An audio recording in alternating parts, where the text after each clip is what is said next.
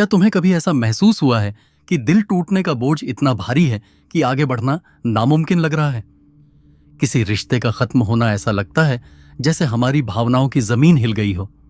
ऐसे में हम अक्सर खुद से सवाल करते हैं, क्या मैं फिर से पूरा महसूस कर पाऊंगा? समाज हमें बताता है कि ब्रेकअप के बाद हमें टूटकर बिखर जाना चाहिए, लेकिन क्या अगर इसका कोई और तरीका हो?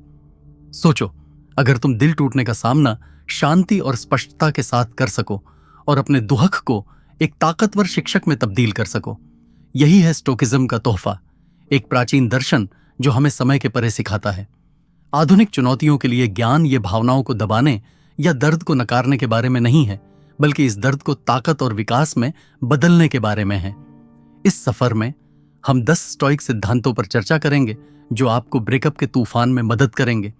हर एक सबक न केवल आपको ठीक करने में मदद करेगा, बल्कि वो ताकत और ज्ञान भी उजागर करेगा जो आपको पता नहीं था कि आप में है। अंत तक मेरे साथ रहिए, जहां हम एक गहरा नजरिया खोजेंगे जो न सिर्फ ब्रेकअप को बल्कि जीवन को देखने का आपका तरीका बदल सकता है। चलो, हम एक सवाल से शुरू करते हैं। क्या तुम अपनी कहानी को फिर से लिखने और अपनी भलाई पर नियंत्रण लेने के लिए तैयार हो? नंबर 1, एक नए नजरिए से सोचो। तुम अपने ब्रेकअप के बारे में खुद से कौन सी कहानी कह रहे हो? जब कोई रिश्ता खत्म होता है तो यह स्वाभाविक है कि हमें लगे कि हम असफल हो गए या कुछ बहुत जरूरी खो दिया। लेकिन क्या होगा अगर इस अध्याय का अंत बस एक और गहरा कहानी शुरू करने का मौका है? स्टोइक्स हमें सिखाते हैं कि हम अपनी जिंदगी के लेखकों हैं। जबकि हम हर घटना पर नियंत्रण नहीं रख सकते, हम हमेशा यह चुन सकते हैं कि उन्हें कैसे समझें और प्रतिक्रिया दें। पहले के बारे में सोचो। अपने रिश्ते के दिनों में शायद आपने इस अंत की कल्पना नहीं की थी, लेकिन इस सफर में जो वृद्धि हुई उस पर विचार करें। आपने अपने बारे में, अपनी मूल्यों और अपनी जरूरतों के बारे में क्या सीखा? हर रिश्ते का अंत, चाहे जैसा भी हो, अपने पीछे अनमोल सबक छोड़ जाता है। इस पर ध्यान देने के बजाय कि क्या गलत हुआ, खुद से यह पूछें कि इस अनुभव ने मुझे क्या सिखाया। मार्कस ऑरेलियस, जो स्टोइकिज्म के सबसे प्रसिद्ध दार्शनिकों में से एक हैं, हमें याद दिलाते हैं कि कार्य में रुकावट कार्य को आगे बढ़ाती है। जो चीज आपके रास्ते में आती है वही आपका रास्ता बन जाती है। इसका मतलब है कि दिल टूटने जैसी रुकावटें हमारी तरक्की की राह में बाधाएं नहीं हैं, बल्कि इसकी अहम हिस्से हैं। अगर आप अपने नजरिए को बदलें तो एक दर्दनाक ब्रेकअप को अपने व्यक्तिगत विकास का एक कदम बना सकते हैं। सोचिए, अगर आपकी कहानी एक किताब होती तो क्या यह अध्याय हार का होता या मुसीबत से उठकर खड़े होने का? यह तय करने की ताकत आपके हाथ में है। हर दिन आप ये चुन सकते हैं कि अपने ब्रेकअप को एक मौके के रूप में देखें, एक ऐसा मौका खुद को फिर से परिभाषित करने का, अपने लक्ष्यों को स्पष्ट करने का और भविष्य में बेहतर रिश्तों के लिए तैयार होने का। लेकिन इस बात को नजरअंदाज मत कीजिए कि इस प्रैक्टिस में अपनी कहानी को फिर से लिखने में काफी मेहनत और समय लगता है। इसमें आपको असहज सच्चाइयों का सामना करना पड़ता है और अफसोस में दिन रात नहीं बिताने की कोशिश करनी होती है। लेकिन यही चुनौती आपकी ताकत को बनाने का काम करती है। तो आप अपनी कहानी को कैसे पुनः लिखेंगे? अपने ही किस्से में आप किस तरह का नायक बनना चाहेंगे? अगर आप इस पहले कदम को उठाने के लिए तैयार हैं तो हमारे साथ रहें, क्योंकि हम अगले सिद्धांत हकीकत की स्वीकृति में गहराई से जाएंगे। यही असली ठीक होने की शुरुआत है। नंबर 2, हकीकत को स्वीकार करना पे इतना मुश्किल क्यों होता है? एक ऐसा मामला है जिसे हमने बहुत पसंद किया, वो अब खत्म हो गया है। ब्रेकअप के बाद हम में से कई लोग इनकार के जाल में फंस जाते हैं, पुरानी यादों को दोहराते हैं और सोचते हैं कि अगर चीजें अलग रहती तो क्या होता। हम उम्मीद लगाते हैं कि शायद, बस शायद, इस रिश्ते को फिर से ठीक किया जा सकता है। लेकिन सच ये है कि बिना स्वीकार्यता के ठीक होना नामुमकिन है। स्टोइक मानते हैं कि शांति तभी मिलती है जब हम अपने मन को हकीकत के साथ जोड़ते हैं, न कि इसका विरोध करते हैं। मार्कस ऑरेलियस ने लिखा था कि आपको हर चीज के बारे में सच को स्वीकार करना होगा और बस विशफुल थिंकिंग करना बंद करना होगा। जब चीजें बदलनी होती हैं तो आपके रिश्ते का यीशु अब आपकी कहानी का हिस्सा बन जाता है। इसे भुलाने की कोशिश करना सिर्फ आपके दुख को बढ़ाता है। इसे इस तरह सोचिए, जब हम वास्तविकता के खिलाफ लड़ते हैं तो ऐसा लगता है जैसे कोई बारिश में खड़ा होकर बादलों पर चिल्ला रहा हो कि वो रुकें। गुस्सा, पछतावा या किसी चीज की कमी महसूस करने से वो नहीं बदलेगा जो हो चुका है। इसके बजाय हमें बारिश को स्वीकार करना होगा और इस पर ध्यान देना होगा कि हम आगे क्या कर सकते हैं। आश्रय ढूंढें, खुद को सुखाएं और उज्जवल दिनों के लिए तैयार रहें। स्वीकार करना यह नहीं है कि आप तुरंत ब्रेकअप से ठीक हैं। यह नहीं है कि दर्द एक रात में खत्म हो जाता है। इसका मतलब यह है कि आप जो हुआ है उसे स्वीकार करते हैं और उन क्या होगा अगर विचारों को छोड़ने लगते हैं। यह दुख के आगे झुकना नहीं है, बल्कि सच्चाई के आगे झुकना है, और सच्चाई में ही असली आजादी है। एक पल निकालकर अपने आप से पूछिए, क्या मैं हकीकत का विरोध कर रहा हूं? क्या मैं अतीत के उस संस्करण को पकड़े हुए हूं जो अब मौजूद नहीं है? अगर जवाब हां है तो कोई बात नहीं, यह इंसानियत है। लेकिन यह जान लें कि हर बार जब आप हकीकत का मुंह मोड़ते हैं तो आप अपने आप को आगे बढ़ने का मौका भी गंवा देते हैं। स्वीकृति का अभ्यास करने के लिए इस आसान अभ्यास को आजमाएं। एक वाक्य लिखो जो तुम्हारे ब्रेकअप की सच्चाई को बयां करे, जैसे मेरे रिश्ते का अंत हो गया है और अब मैं एक नई राह पर हूं। जब भी तुम इसका विरोध करने का मन करो, खुद से यह दोहराओ। यह तुम्हें याद दिलाएगा कि जबकि तुम अतीत को नहीं बदल सकते, लेकिन वर्तमान पर तुम्हारा पूरा नियंत्रण है। जब तुम अपने ब्रेकअप की सच्चाई को स्वीकार करना शुरू करोगे तो तुम्हें राहत और दुख दोनों का मिश्रण महसूस होगा, और यह सामान्य है। स्वीकार करना दर्द को मिटाता नहीं है, लेकिन यह तुम्हें उसे सामना करने की ताकत देता है बिना मुंह मोड़े। अब जब आपने सच को पहचानना शुरू कर दिया है तो आपको अगला कदम उठाना है। नीचे कमेंट्स में अपने विचार शेयर करें, और अगर यह बात आपको अच्छी लगी तो वीडियो को लाइक करना मत भूलिए। चलिए इस सफर को मिलकर आगे बढ़ाते हैं। नंबर 3, बाहरी चीजों के प्रति उदासीनता विकसित करें। यह एक ताकतवर तरीका है जीवन की अनिश्चितताओं के बीच शांति पाने के लिए। बाहरी चीजों के प्रति उदासीनता विकसित करें। क्या आपने कभी गौर किया है कि आपकी खुशी कितनी हद तक आपके नियंत्रण के बाहर की चीजों पर निर्भर करती है? एक रिश्ते में यह आसान है कि हम अपनी आत्ममूल्यता को बाहरी चीजों से जोड़ लें। आपके पार्टनर के काम, मूड या यहां तक कि आपके रिश्ते की स्थिति, जब यह सब खत्म होता है तो ऐसा लगता है जैसे आपकी पहचान का एक हिस्सा छीन लिया गया हो। लेकिन स्टोइक्स हमें सिखाते हैं कि असली शांति और संतोष केवल हमारे अंदर से आ सकता है। एपिकुरस, जो एक प्रमुख स्टोइक दार्शनिक थे, ने बहुत ही प्रसिद्ध तरीके से कहा था कि कुछ चीजें हमारे पास होती हैं और कुछ नहीं। आपके पार्टनर के फैसले, उनकी भावनाएं और यहां तक कि रिश्ते का खत्म होना, ये सब बाहरी बातें हैं जो आपके नियंत्रण से बाहर हैं। फिर भी हम कितनी बार इन बाहरी चीजों को अपनी आंतरिक शांति को प्रभावित करने देते हैं। बाहरी चीजों के प्रति उदासीनता विकसित करने का स्टोइक अभ्यास ठंडा या बेपरवाह बनने के बारे में नहीं है, बल्कि इसका मतलब है कि तुम्हारी खुशी कभी भी तुम्हारे नियंत्रण से बाहर की चीजों पर निर्भर नहीं होनी चाहिए। तुम किसी के लिए गहराई से परवाह कर सकते हो, एक रिश्ते में निवेश कर सकते हो, और फिर भी अपनी खुद की आत्मसम्मान में ग्राउंडेड रह सकते हो। चलो इसे तुम्हारे ब्रेकअप पर लागू करते हैं। हाँ, एक रिश्ते को खोना दर्दनाक है, और हाँ, दुखी होना स्वाभाविक है। लेकिन जरा सोचो, क्या तुम्हारी मानसिक शांति इस बात पर निर्भर करती है कि तुम अपने एक्स को वापस पालो? आपकी कीमत उनके अनुमोदन से जुड़ी हुई है। अगर जवाब हां है, तो आप अपनी ताकत किसी बाहरी चीज या किसी के हाथ में दे रहे हैं। अपने आप से पूछें, इस समय मेरे नियंत्रण में असल में क्या है? आप अपने पूर्व के भावनाओं या निर्णयों को नहीं बदल सकते, लेकिन आप इस नुकसान पर अपनी प्रतिक्रिया को जरूर नियंत्रित कर सकते हैं। आप अपने विचारों, अपने कामों और अपने विकास के प्रति अपनी प्रतिबद्धता को नियंत्रित कर सकते हैं। अपनी आंतरिक शांति को एक किले की तरह सोचें। जब आप अपनी खुशी को बाहरी चीजों पर आधारित करते हैं तो आप दरवाजे को पूरी तरह खोल देते हैं, जिससे हर गजब और आक्रमणकारी आपके भीतर दाखिल हो जाते हैं। ऐसी बर्बादी मचाओ, लेकिन जब तुम बाहरी चीजों के प्रति उदासीनता अपनाते हो तो तुम अपनी दीवारों को मजबूत करते हो। तुम जिंदगी की चढ़ाव उतार का अनुभव तो करते हो, लेकिन अब वो तुम्हें कंट्रोल नहीं करते।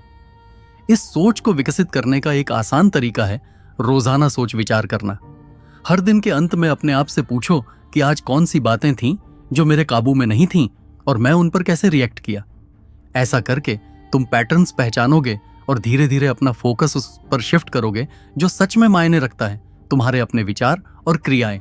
याद रखो, उदासीनता विकसित करना यह नहीं है कि तुम सब कुछ छोड़ दो। यहां पर केयरिंग का मतलब है कि आप समझदारी से देखते हैं, आप प्यार और दया दिखाते हैं, लेकिन आप अपनी आंतरिक शांति को उन चीजों पर निर्भर नहीं होने देते जो आपके नियंत्रण से बाहर हैं। जब आप इस मानसिकता को विकसित करते हैं तो आपको एक गहरी स्वतंत्रता का एहसास होता है। ब्रेकअप, मतभेद, यहां तक कि जिंदगी की सबसे बड़ी चुनौतियां, ये सभी आपको प्रभावित कर सकती हैं, लेकिन ये आपको कंट्रोल नहीं कर पाएंगी। और क्या यह एक ऐसा पावर नहीं है जिसके लिए आपको कोशिश करने की जरूरत है? नंबर 4, वर्तमान क्षण पर ध्यान केंद्रित करना कैसे आपको स्पष्टता और शांति पाने में मदद कर सकता है। ध्यान दें। यह सोचो, हम कितनी बार अपने पिछले अनुभवों या भविष्य के बारे में सोचते सोचते अपने वर्तमान को चुराने देते हैं। ब्रेकअप के बाद आपका मन शायद पुरानी बातों को दोहराता है, गलतियों पर ध्यान देता है या ये सोचता है कि क्या हो सकता था। इसके अलावा आप भविष्य के बारे में चिंता में भी डूब सकते हैं। क्या मैं फिर कभी प्यार पा सकूंगा? मुझे हमेशा ऐसा लगता है। लेकिन स्टोइकवाद हमें याद दिलाता है कि हमारे पास जो समय वास्तव में है वो बस अभी है। एपिकस एक ताकतवर सलाह देते हैं, अतीत में मत उलझो और भविष्य की चिंता मत करो, बस उस पर ध्यान दो जो आपके सामने है। अतीत हमारी पहुंच से बाहर है, भविष्य अनिश्चित है, लेकिन वर्तमान क्षण ही वो है जहां जिंदगी जी जाती है, फैसले लिए जाते हैं और ठीक होने की शुरुआत होती है। हम वर्तमान में जीना क्यों इतना कठिन पाते हैं? हमारा मन जैसे एक बेचैन यात्री कहीं और भटकता रहता है। यह पछतावों से चिपका रहता है और डर के पीछे भागता है। लेकिन जरा सोचिए, जो भी पल आप अतीत में खोकर या भविष्य की चिंता में बिता रहे हैं, वो पल आपके वर्तमान से चुराए गए हैं। क्या आप इन पलों को खोने का जोखिम उठा सकते हैं, खासकर जब यही पलों आपकी ठीक होने की कुंजी रखते हैं? वर्तमान पर ध्यान देने का अभ्यास में क्या मतलब होता है? यह इस बारे में है, जो भी आपके सामने है, चाहे वो कितना ही छोटा या साधारण क्यों ना हो, उसमें पूरा ध्यान दें। अगर आप किसी से बात कर रहे हैं तो सच में सुनें। अगर आप किसी काम में लगे हैं तो उसे पूरी तरह से ध्यान से करें। यहां तक कि जब आप आराम कर रहे हों तब भी अपनी सांसों का एहसास करें या चारों ओर की आवाजें सुनें। माइंडफुलनेस आपके लिए इस पल में रहने का एक ताकतवर तरीका है। अगर आपके ब्रेकअप के बारे में विचार आए तो उन्हें बिना किसी जजमेंट के स्वीकार करें और धीरे धीरे अपना ध्यान उस चीज पर लाएं जो आप कर रहे हैं। यह साधारण सा अभ्यास आपको अपने विचारों से मुक्त होने में मदद करता है। एक सवाल है आपके लिए, आज के इस पल में आप अपने लिए क्या कर सकते हैं? यह कुछ इतना साधारण हो सकता है जैसे एक हेल्दी खाना बनाना, थोड़ी देर टहलना या अपने आसपास की जगह को व्यवस्थित करना। ये छोटे छोटे कदम जब आप पूरी तवज्जो से करते हैं तो आपको अद्भुत एहसास देते हैं कि जीवन चलता रहता है और आप भी। वर्तमान पर ध्यान केंद्रित करना यह नहीं है कि आपकी पीड़ा को नजरअंदाज करें, बल्कि यह है कि उस पीड़ा को अपने हर जागते पल पर हावी न होने दें।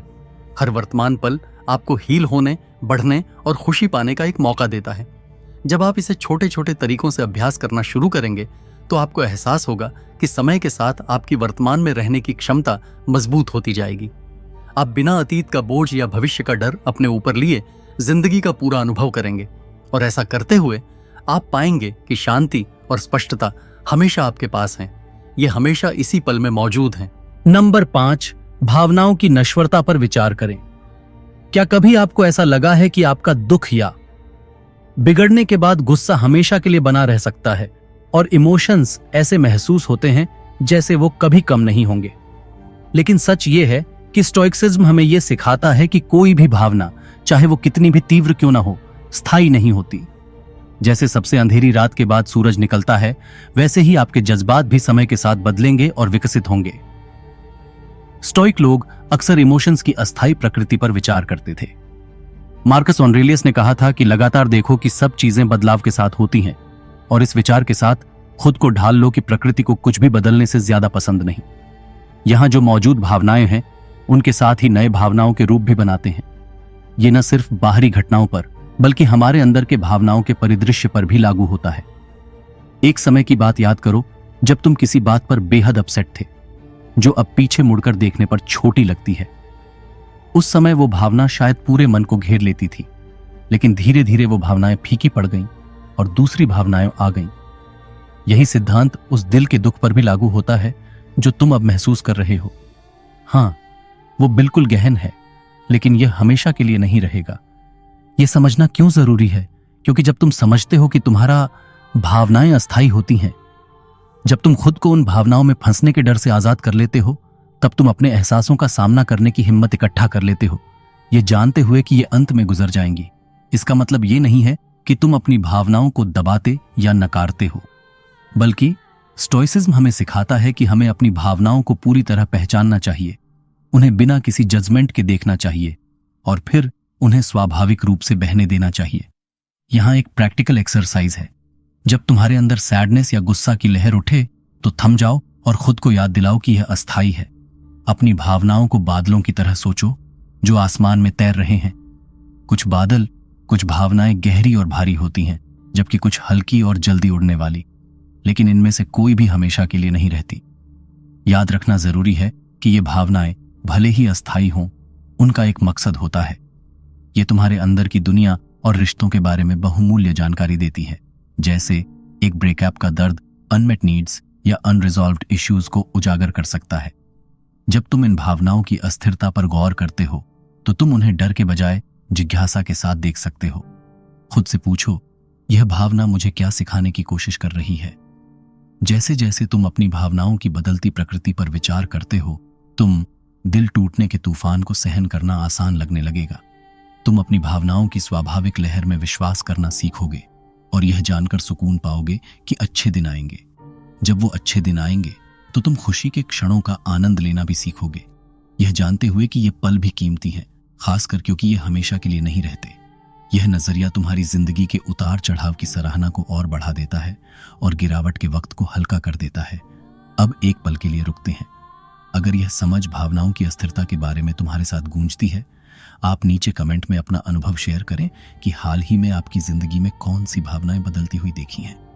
अगर आपको ये रिफ्लेक्शंस पसंद आ रहे हैं तो इस वीडियो को लाइक करें ताकि हम और ऐसे कंटेंट ला सकें जो साइस्म से हमें जिंदगी की चुनौतियों से निपटने में मदद कर सके। नंबर 6, अमोर फाती। अपने भाग्य से प्यार करो, हमारे साथ रहें इस शक्तिशाली मानसिकता के बदलाव के लिए। 6, अमोरफती यानी अपनी किस्मत से प्यार करें। क्या हो अगर आप केवल जिंदगी की चुनौतियों को स्वीकार करने के बजाय उन्हें सीखने में सक्षम हो जाएं? इन्हें प्यार करो। यही है एमोर फैटी का सार, जो स्टोइक दर्शन का एक आधार स्तंभ है। यह वाक्य प्यार करने को बताता है जो हमारी किस्मत है, और हमें जिंदगी में जो कुछ भी होता है, अच्छे या बुरे, उसे अपनाने के लिए कहता है, क्योंकि ये सभी हमारे सफर के अहम हिस्से हैं। जब एक रिश्ता खत्म होता है तो स्वाभाविक है कि हमें ऐसा लगे कि जिंदगी ने गलत मोड़ ले लिया है। आप खुद से सवाल कर सकते हैं, ये मेरे साथ क्यों हुआ? लेकिन स्टोइज्म हमें यह सवाल नया तरीके से सोचने को प्रेरित करता है। अपनी किस्मत का विरोध करने के बजाय खुद से पूछो, मैं इससे क्या सीख सकता हूं? यह घटना मेरे लिए किस तरह फायदेमंद हो सकती है? जितना भी दर्दनाक हो, यह मेरे विकास में मदद करता है। स्टोइक्स मानते हैं कि हर अनुभव, चाहे वो कितना भी मुश्किल क्यों ना हो, उसमें कोई ना कोई मूल्य होता है। मार्कस ऑरेलियस ने कहा था कि एक जलती हुई आग हर चीज को जलाकर उसकी रोशनी और चमक निकाल लेती है। दूसरे शब्दों में, जीवन की चुनौतियां आपके व्यक्तिगत विकास के लिए ईंधन होती है। जो ब्रेकअप आप अब झेल रहे हैं, जितना भी दर्दनाक क्यों ना हो, यह आपको एक मजबूत और समझदार इंसान में बदल रहा है। अपने भाग्य से प्यार करना यह नहीं मतलब है कि आपको हर मुश्किल को पसंद करना पड़े। इसका मतलब ये नहीं है कि आप ब्रेकअप के दौरान दिखावा करें। यह दर्दनाक नहीं है। इसका मतलब यह है कि आपको यह भरोसा करना है कि आपके जीवन में जो भी घटना हो रही है, वह एक बड़ी तस्वीर का हिस्सा है जो अंत में आपकी वृद्धि के लिए काम करता है। सोचिए, अगर आप वक्त में पीछे जाकर अपने रिश्ते को पूरी तरह से खत्म कर सकते तो क्या आप ऐसा करते? जबकि ब्रेकअप दुख देता है, वह रिश्ता शायद आपको खुशी दी, कुछ सबक सिखाए और आपके बारे में सच्चाइयां खोली। अमोर फाटी हमें पूरे अनुभव को अपनाने की सलाह देता है, उतार चढ़ाव दोनों को, क्योंकि दोनों ही जरूरी हैं। अमोर का अभ्यास करने का एक ताकतवर तरीका है विचार करना। एक पल निकालिए। आपके ब्रेकअप के तरीके, जो कि उतने ही दर्दनाक हैं, शायद आपको किसी बेहतर चीज की तरफ ले जा रहे हैं। ये शायद आपको आत्मनिर्भरता का महत्व सिखा रहा है, या ये आपकी भविष्य के रिश्तों में आपकी जरूरतों को स्पष्ट करने में मदद कर रहा है। शायद ये बस आपको आपकी खुद की ताकत को याद दिला रहा है। आमोर फाती को अपनाना सिर्फ ब्रेकअप में मदद नहीं करता, बल्कि यह आपके जीवन की सोच को भी बदल देता है। जब आप अपनी किस्मत को प्यार करते हैं तो आप जीवन की मुश्किलों को दुश्मन के तौर पर देखना बंद कर देते हैं और इन्हें साथी के तौर पर देखने लगते हैं। हर चुनौती एक मौके की तरह बन जाती है। आपके ब्रेकअप के तरीके, जो कि उतने ही दर्दनाक हैं, शायद आपको किसी बेहतर चीज की तरफ ले जा रहे हैं। ये शायद आपको आत्मनिर्भरता का महत्व सिखा रहा है, या ये आपके भविष्य के रिश्तों में आपकी जरूरतों को स्पष्ट करने में मदद कर रहा है। शायद ये बस आपको आपकी खुद की ताकत को याद दिला रहा है। आमोर फाती को अपनाना सिर्फ ब्रेकअप में मदद नहीं करता, बल्कि यह आपके जीवन की सोच को भी बदल देता है। जब आप अपनी किस्मत को प्यार करते हैं तो आप जीवन की मुश्किलों को दुश्मन के तौर पर देखना बंद कर देते हैं और इन्हें साथी के तौर पर देखने लगते हैं। हर चुनौती एक मौके की तरह बन जाती है। Number 7, non attachment. कभी आपने किसी रिश्ते से इतनी मजबूती से चिपक कर रखा कि उसे खोने का ख्याल ही सहन नहीं हो पा रहा था।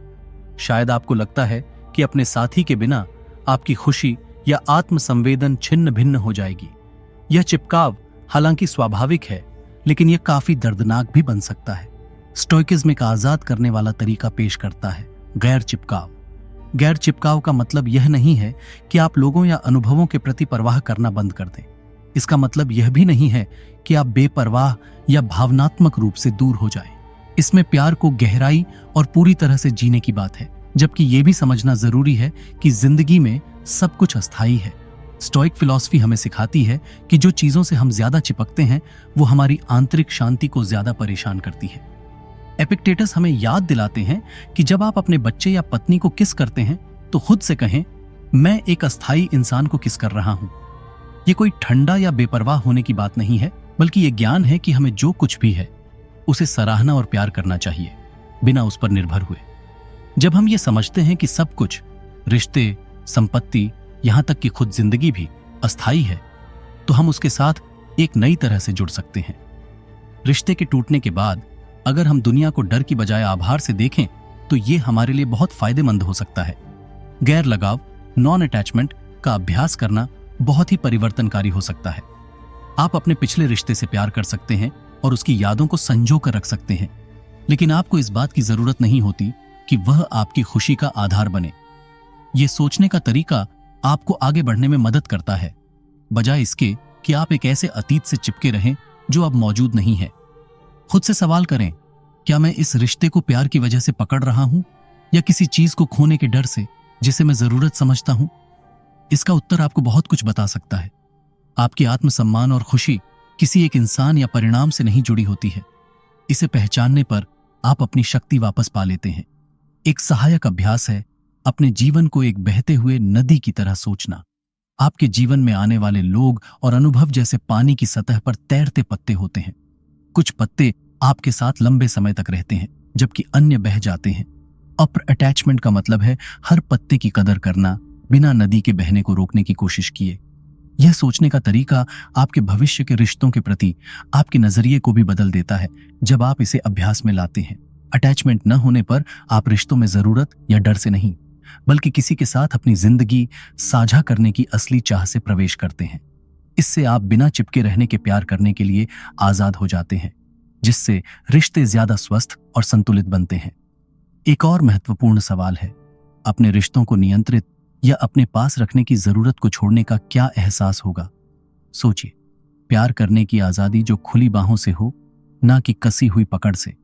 अटैचमेंट न होना नुकसान के दर्द को खत्म नहीं करता, लेकिन यह दर्द को सहने के काबिल बनाता है।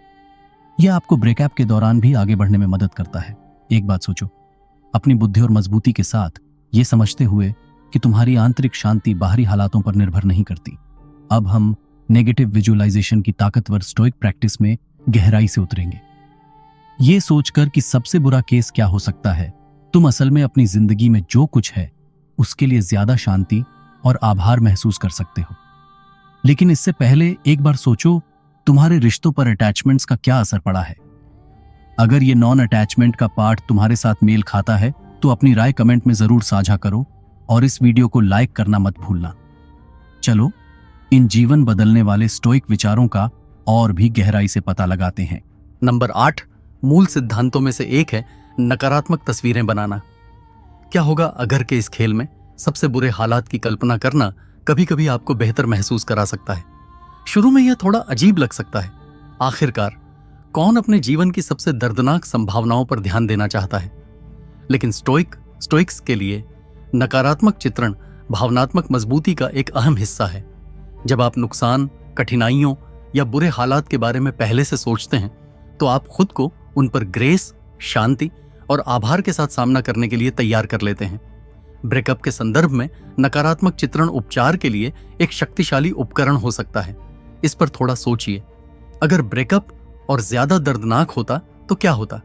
अगर तुम उस रिश्ते में ही रह जाते, बस इस उम्मीद में कि सब कुछ ठीक हो जाएगा, लेकिन वो रिश्ता फिर जहरीला या अधूरा हो जाता। इन संभावनाओं पर विचार करके तुम शायद अपनी वर्तमान स्थिति की सराहना करने लगोगे। ये इसलिए नहीं कि ये आसान है, बल्कि इसलिए कि ये और भी बुरा हो सकता था। सेनेका, एक और स्टोइक दार्शनिक, ने कहा था कि जो इंसान आने वाली परेशानियों को पहले से समझ लेता है वो उनके प्रभाव को कम कर देता है। जब तुम जिंदगी की अनिश्चितताओं पर नियमित रूप से सोचते हो तो तुम अपनी मानसिक कवच को मजबूत करते हो। बजाय इसके कि तुम कठिनाइयों से अचंभित हो, तुम उनसे शांत होकर निपटते हो। तैयार दिमाग। नकारात्मक विजुअलाइजेशन का मतलब यह नहीं है कि हम दुख के बारे में सोचते रहें या निराशावादी बन जाएं, बल्कि इसका मतलब है एक नया नजरिया प्राप्त करना। जब आप स्पष्टता से सोचते हैं कि अगर आप जो कुछ भी प्यार करते हैं, जैसे कि कोई रिश्ता, नौकरी या आपकी सेहत, वो खो जाए तो आप उसे और भी अधिक महत्व देने लगते हैं। यह अभ्यास आपको यह सोचने पर मजबूर करता है कि आपके पास क्या है, न कि क्या खो गया है, जिससे आप वर्तमान के लिए आभारी महसूस करने लगते हैं। चलिए इसे आपके ब्रेकअप पर लागू करते हैं। थोड़ी देर ठहरें और एक ऐसा सीन विजुअलाइज करें जिसमें चीजें कहीं और अधिक दर्दनाक तरीके से खत्म हुई हो सकती थी। शायद, क्या यह धोखा या लंबे समय तक का भावनात्मक संघर्ष है? अब अपने असली अनुभव पर ध्यान दें। जबकि दर्द सच्चा है, क्या यह किसी और तरीके से होने वाली कठिनाइयों से कम है? अब आगे बढ़ें और सोचें कि अगर आपने अपने पूर्व साथी से कभी मुलाकात ही नहीं की होती, आप उस रिश्ते में मिली खुशियां, विकास और सीख को खो देते, चाहे वो खत्म भी हो गया हो।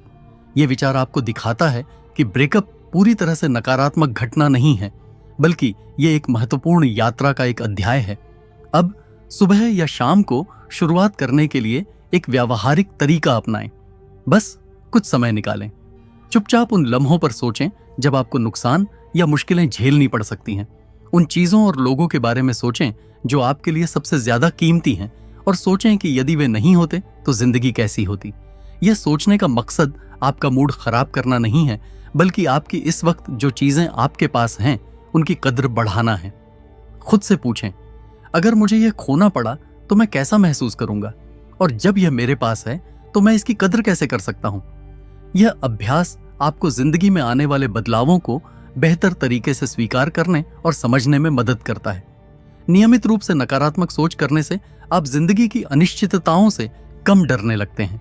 यहां पर अनिश्चितताओं के बारे में एक सोच विकसित की जाती है जो आपको ब्रेकअप, निराशा और चुनौतियों का सामना करने के लिए एक शांत और तैयार मनोदशा देती है। डर या पछतावे से बेबस होने के बजाय आप आगे बढ़ते हैं, वर्तमान के लिए कृतज्ञता के साथ जमीन पर मजबूती से खड़े होते हैं, और जो कुछ भी आगे है उसके लिए तैयार रहते हैं। अगले पाठ में हम संतुलन बनाए रखने के महत्व का पता लगाएंगे और यह जानेंगे कि मध्य आयु के उतार चढ़ाव में कैसे शांति और केंद्रित रहना है। लेकिन आगे बढ़ने से पहले मैं आपकी राय जानना चाहूंगा। क्या आपने नकारात्मक विजुअलाइजेशन का प्रयास किया है? यह आपके दृष्टिकोण को कैसे प्रभावित करता है? नंबर 9, अपना धैर्य बनाए रखें। जीवन के उतार चढ़ाव हमें कई बार ऐसा महसूस कराते हैं जैसे हम एक तूफान में हैं।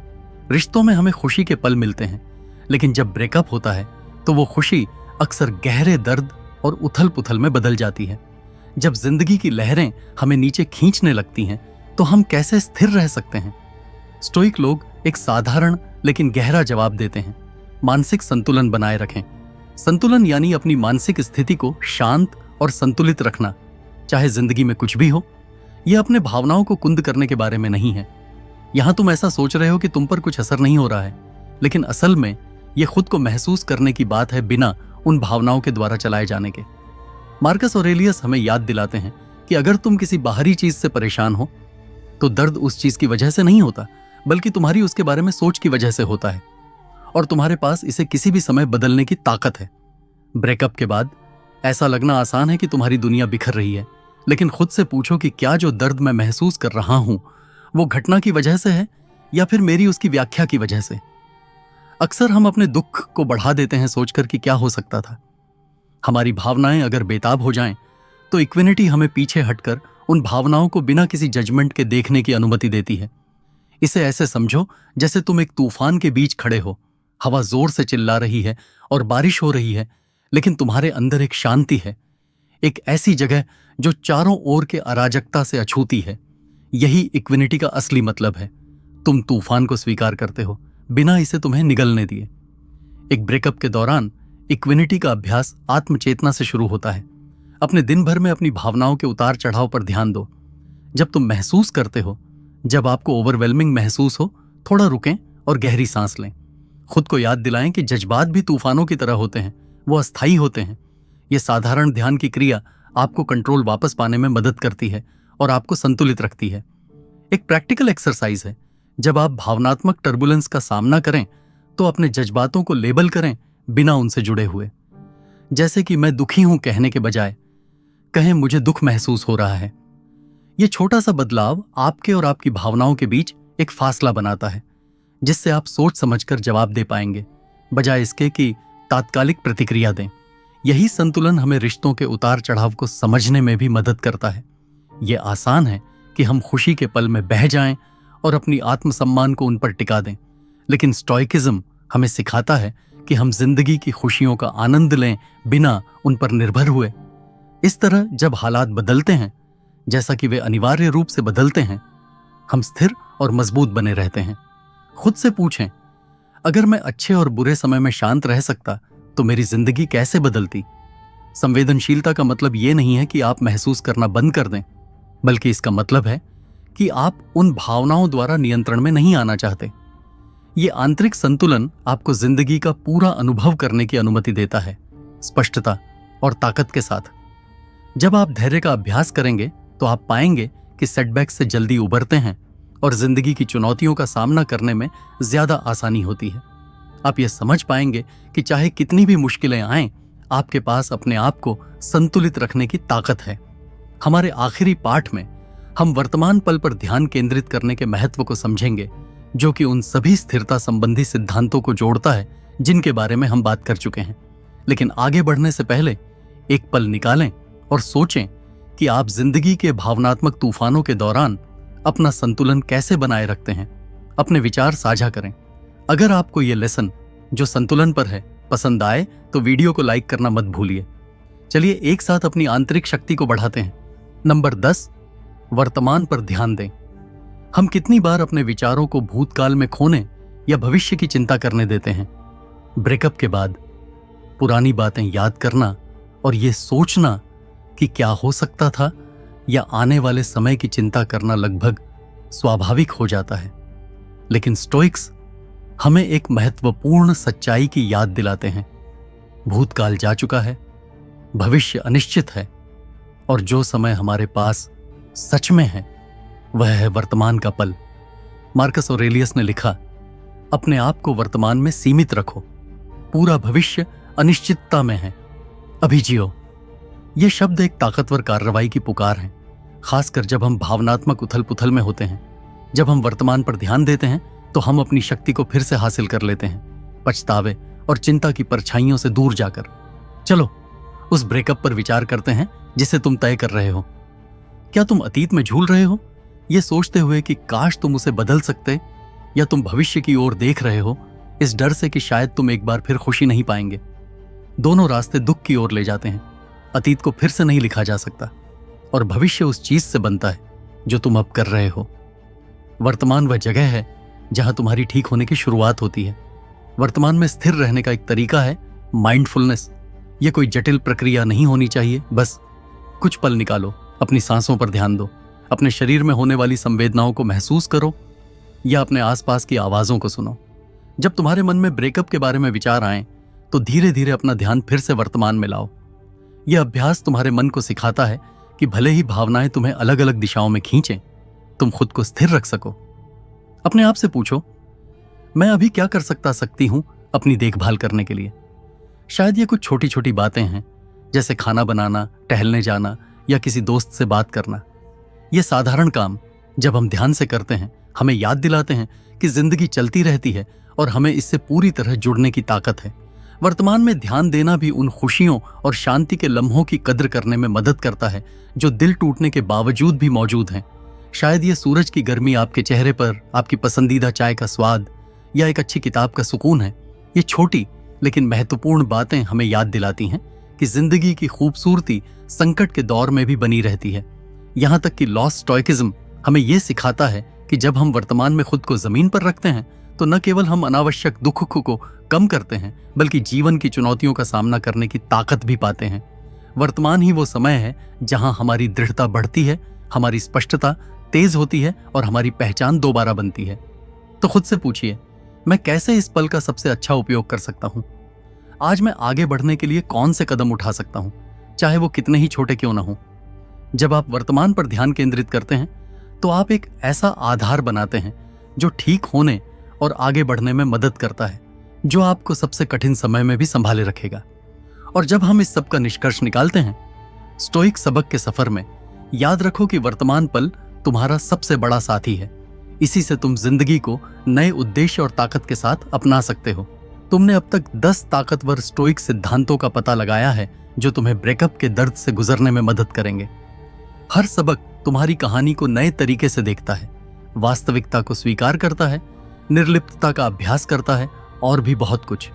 ये सबक सिर्फ ब्रेकअप के लिए नहीं है, बल्कि ये जीवन के लिए औजार हैं जो तुम्हें किसी भी चुनौती का सामना स्पष्टता और स्थिरता के साथ करने में मदद करेंगे। आगे बढ़ते रहो, यह याद रखना, यहां तक कि आपके अंदर वो ताकत है कि आप किसी भी चीज पर काबू पा सकते हैं। अगर ये पाठ आपके साथ जुड़े तो मैं आपको कमेंट्स में अपनी राय शेयर करने के लिए प्रोत्साहित करता हूं। कौन सा स्टोइक सिद्धांत आपको सबसे ज्यादा पसंद आया? आप इसे अपने जीवन में कैसे लागू कर रहे हैं? आपकी विचारधारा किसी और को उनके सफर में प्रेरित कर सकती है। अगर आपको यह वीडियो पसंद आया तो लाइक करना न भूलें और स्टोइज्म और व्यक्तिगत विकास पर और कंटेंट के लिए सब्सक्राइब करें। मिलकर हम समझदारी, सहनशीलता और शांति से जीने के तरीके खोजते रह सकते हैं। इसे देखने के लिए धन्यवाद और याद रखें कि हर अंत नई शुरुआत का संकेत है। ये एक नई शुरुआत है। सफर को अपनाओ और जान लो कि तुम प्यार के काबिल हो, दूसरे लोगों से ही नहीं बल्कि सबसे ज्यादा खुद से भी।